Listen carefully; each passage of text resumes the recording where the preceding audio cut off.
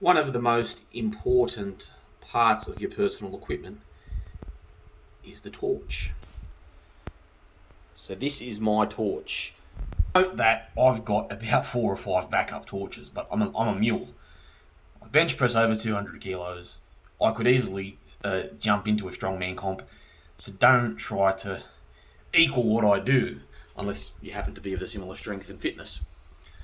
So having 5 extra torches and the PlayStation and all these gadgets around, work tools, anything, it's just what I can do. I strongly advise you don't carry that many things and you have one backup torch at most with the batteries accordingly. You must have a main torch, and regardless of all the backup torches I have, this is my main torch in my person. In urban survival, it's a must. In wilderness survival, you'd think, oh shit, wilderness, wouldn't you need a light there more? But no, you've got the campfire and one that's well controlled and not around dry debris and that can start fucking bushfires. But no, you don't need flashlights in a wilderness survival. You can have them. They're not. It's not anathema. There's nothing wrong with having a torch. As a matter of fact, if you can, you bring a lantern and all sorts of shit. There are heaps of products on the market for that sort of stuff, for the wilderness lanterns and so forth. I mean, it's actually a bonus. Perhaps in some degree you should have it, but you don't have to have it. You've got other options. You've got your phone light. You've got the campfire. You've got the moonlight. It's not that bad in the wilderness, but in an urban situation, you actually have to have a torch. You should. I would say it's anathema not to have it. It's not going to compromise your survival. It's not a survival essential. Don't dare say that. But it can sometimes hinder your capacity to procure those survival necessities or to ensure they occur, whether it's food, water, shelter, signaling. Now, I'm going to explain why this main torch is my best friend and why it should be your best friend, or at least something similar to it. So again, you must have a main torch. You must have the go-to torch. I'm not going to say you must have a backup torch, but you should. You should also have a backup torch. It's that essential in an urban situation, urban survival arena, urban survival environment. You should have the backup torch too. You should have those lights there at your disposal. But you must have that one main light, and that's mine. You've heard me go on about light and the self-defense video. So this does a few things. This can act as, because it's so bright, this can act as the self-defense weapon I was talking about. Now watch this. That is effing bright. You can probably gather how bright that is from this, but I'm telling you by looking at it, and that's without that special fucking lens that I can put in it, that is effing disorientating if it's aimed at your eyes. Fuck, it's that bright. But that's a special option on the torch. That's if I hold it down. If I just press it once, it does that. If I press it again, it goes on a lighter mode and then turn off. And if I hold it, there it is. The disorientating mode. This will absolutely fuck you. It's a very, very bright torch. The brand is Skyray S99. You can purchase that on eBay if you look it up. It is very, very bright. It's like quadrillion lumens. Not literally, but it's a lot of lumens. And let me put this down. Here is how it works. If I take the top off,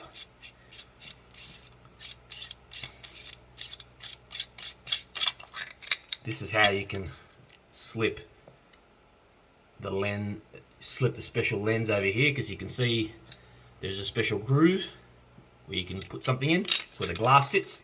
The glass actually sits on top. So that's how you do that. And you can also modify the lights. You can put brighter lights if you can find them.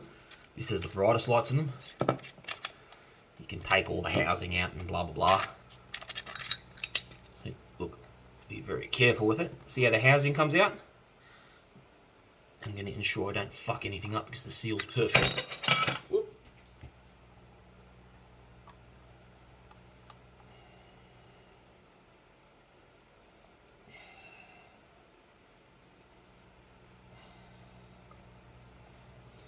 See, that's how you modify it. So when I was talking about modifying the light in the other video, this is the type of special light where you can do that.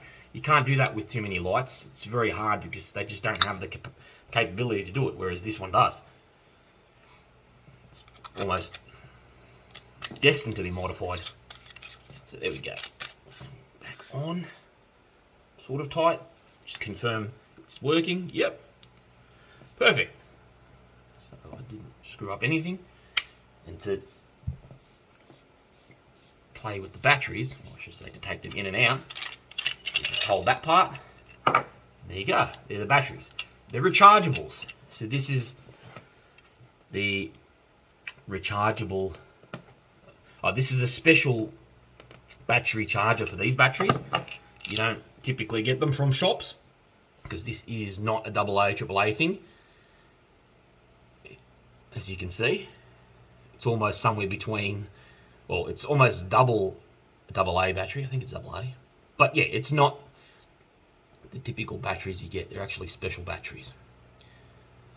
And it's 4,000 milliamp hours. Discharge protection circuits, high discharge performance, integrated battery overcharge. Special batteries. You get the point.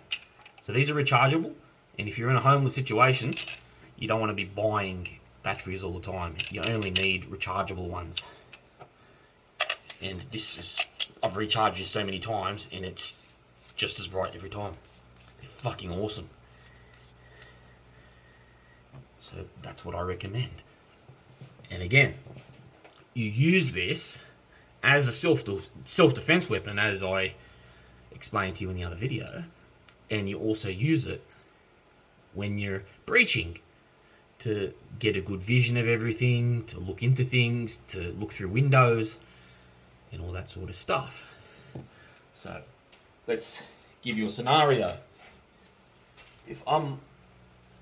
When you flash into a window to see what's inside, you don't flash from far and do that because it can refract everywhere. People can see things from outside.